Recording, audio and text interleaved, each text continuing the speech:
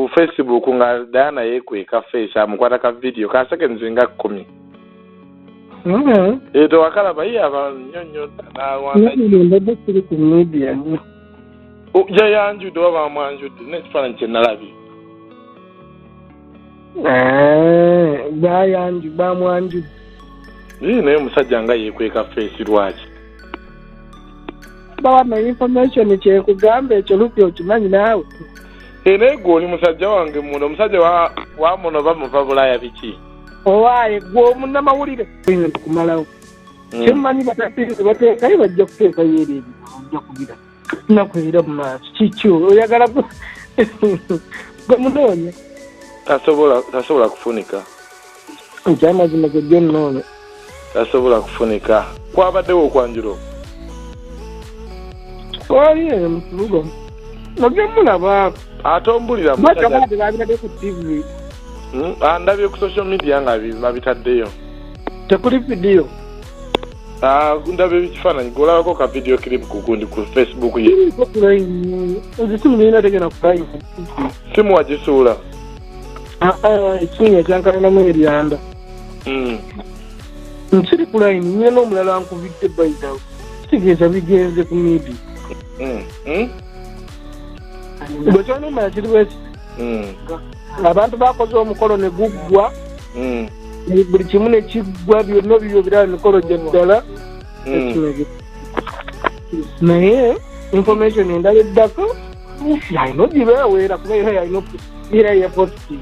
Yes, agamba ati agikumireko enkola video of course exclusively tulete byakagwawo ebirigo ebitrendinga ebize bitambula Uganda oba Uganda mawule gafe agaba tutumufu nadala engeri akasata kabadde nti kakwanjira otunulira Daddy Andrew Nina Rose babadde waawo ng'ekintu kitambula mpola mpola nitutunulira Momo 19 ne muganda wange Dax Cartel naye kibadde kitambula mpola mpola wovaawo ne tujja ku mwana mulenzi Robert Doba ne Nalongo eyali wa AK47 nabo badde bakakikola. So finally yes amawuli getuka kuletera abage tukuletera sawa zakakati agakagwawo bye bifananyi ebitufu ebimagamba okuba omwami wa Dana Nabatanzi atenga neera nga walali agesomeka abagomonda genkusomolerako agaddala omukulu amanyikidunga Ahmed Rubowa owa akali amagwa. Yes akali amagwa.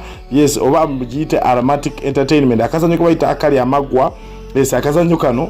Yes akali amagwa akazanya wali ku Bukede TV awo sawa ziba 2 paka 2 akazanyako omukulu oyo ngani akakwatibwa wali ba Trust Films omukulu amanyikiro nga Ahmed Rubowa. Yes tizuso nakulwa leero nti ye yali mubifaananyi bye tuze tutangana omwami ono atalaga face. So nganira wojjo tunulya nga 2 May omwami ono yasobola okuteekayo Diana Nabatanzi ku post ya Facebook happy birthday #Diana Nabatanzi may Allah grant you more blessings and brighten this day for you. So mumbere eno omwami ono Ahmed Rubowa yomu kuba CEO b'ekibiina ekimanyikidwa nga Aromatic Entertainment nga neera Aromatic Entertainment eyo nakunywedda ezanyamizanyo ezanyamizanyo wali eri ku Bukede TV ne TV ezenjawulo zisobola okubanga zisobola okugusa ekintu kya Uganda nga ate Diana Nabatanzi ekibiina ekyo ekimu kukimbeereddewo naddala nga atandika career y'okuzanya emizannyo nga tanayingira na TV abaddewo nnyo n'ekibiina. So finally ebifaananyi ebituufu bivuddeyo ne face entuufu esobodde okuba ng'evaayo ey'omwami Diana Nabatanzi ate nga bino si byakulimba si byalwali neera njagala okukubiriza Sheikh America koma yes kyekyokudamu kyo omuntu yena oyina endwadde oyina amajini bakakusindikira oyagala kubanga weddabulula Sheikh America koma kyekyokudamu kyo asangibwa Nasara Naluvule. Yes genda Sheikh America koma asobola kubanga akusomereddwa ebisirani ebyo byokola amajini agakusindikira naddala mu maka oyagala kubanga otereza obulamu embeera kijjo boyina okubanga otereza so oli Bulaaya oli wano Kampala Sheikh America koma kyekyokudamu kyo munoonyeeko yes ku namba z'essimu wamanga kunoti musamusambu 5 noti musamusambu 5 Sheikh America kwa noti musamusambu 5 16 Sheikh America ku masangi we Nansa na Luvule omusomi wedu agenda okubanga kwampulula embera yonna joyita so mu mbeera eno okujjukizaako emabega ko twayogerako ne muganda wange amanyikiro nga Biopics ono n'atugamba nti embera eriwo balabika nga okwanjula kwaliwo mu butuufu bwako bifaananyi bigenda kuba nga bifuluma ebirala eyagoberera emboozi eno eyali ku channel yaffe eno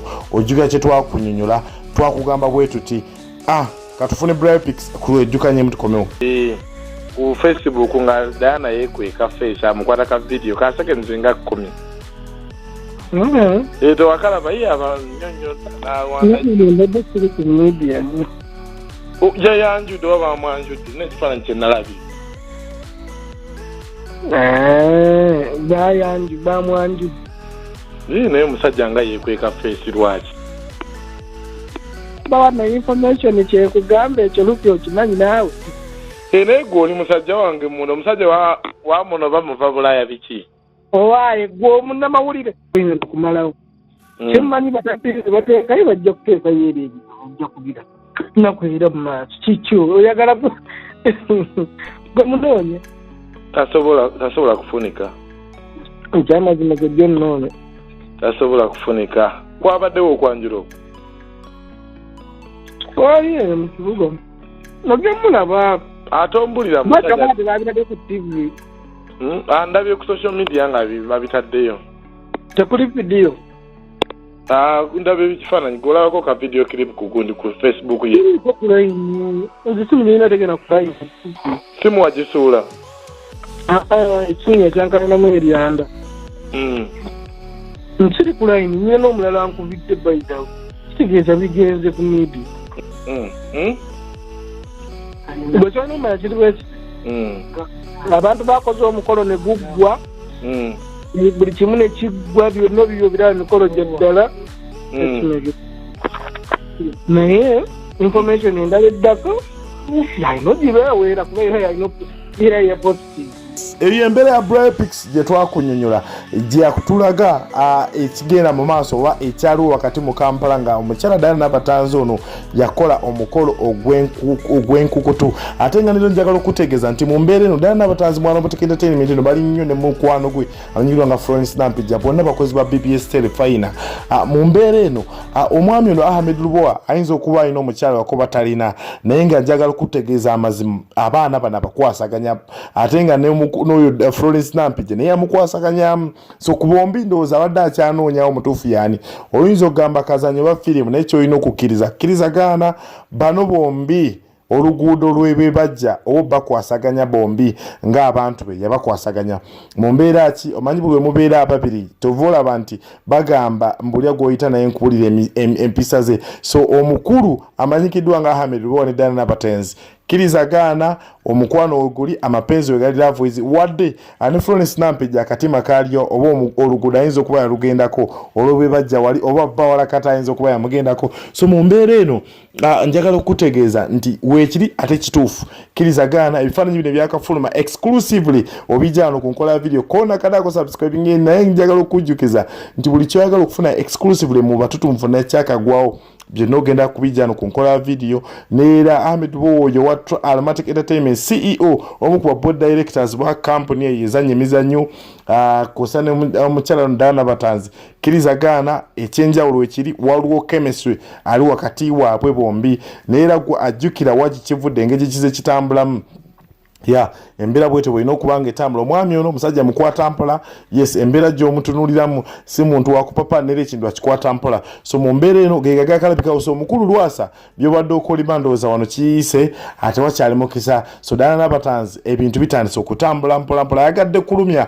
ayongedde okulumya lwasa ayagadde okulaga abantu nti yes ebyamwogerwako n'ebigambo okuba nti tasobola kuba nti afumbira tasobola kuba nga azaala very soon ndowooza ekiddako mbaga nakuba nti olubuto yes rujja mu maaso awo naye nga njagala okukubiza genda kadako subscribinga tukivuge tukiyongereyo so mu mbeera eno nkujjukiza naawe oyagala okukolera audio video ayagala okukolera kye bayita media tour ku bbeeyi entono nnyo ku bbeeyi ensaamusaamu ng'oli muyimbi otandika n'omuyimbi agakubukingira collabos na muyimbi munene nakubukingira studio eyakabye kuba nti okola ennyimba zo tutuukire ku RP promotion ku noti 784 tukolera audio video studio oba kyo bayita media tour n'okubukingira interviews ez'enjawulo kuli native n'okubeera ne airplay RP promotions werinyo kujjukira ne Sheikh America kuba munoonyeeko mpolampola national level ajja kuba kukwatiza mpolampola so bwetu tubadde nenge ebyakagwawo byebyo obifuna wano exclusively ku nkola ya video ne iMac icon processor rupi yosugiyongera okonekadako subscribing channel yaffe ngero ku bantu kivuga.